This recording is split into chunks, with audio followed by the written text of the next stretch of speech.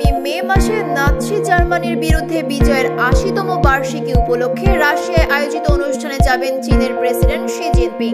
বেইজিংয়ে নিযুক্ত মস্কোর রাষ্ট্রদূত ইগোর মর্গভ জানিয়েছেন, চীনের প্রেসিডেন্ট শি জিনপিং ইতোমধ্যে আমন্ত্রণ গ্রহণ করেছেন। একইভাবে চীনা প্রেসিডেন্টও দ্বিতীয় বিশ্বযুদ্ধে জাপানের বিরুদ্ধে বিজয় উদযাপনের জন্য রুশ প্রেসিডেন্ট ভ্লাদিমির পুতিনকে সেপ্টেম্বরের শুরুতে চীন সফরের আমন্ত্রণ জানিয়েছেন।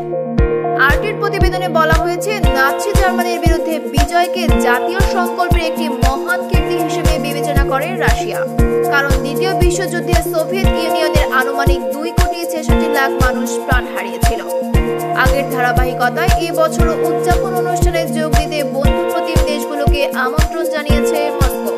উদযাপনে চীনের অংশগ্রহণের বিষয়ে জিজ্ঞাসা করা হলে ক্রেমলিনের মুখপাত্র দিমিত্রি পেসকোভ সোমবার সাংবাদিকদের বলেন, আন্তর্জাতিক সম্পর্কের ক্ষেত্রে প্রতীকী অঙ্গভঙ্গি গুরুত্বপূর্ণ এবং বেইজিং এর সাথে আমাদের আলোচনা চলছে।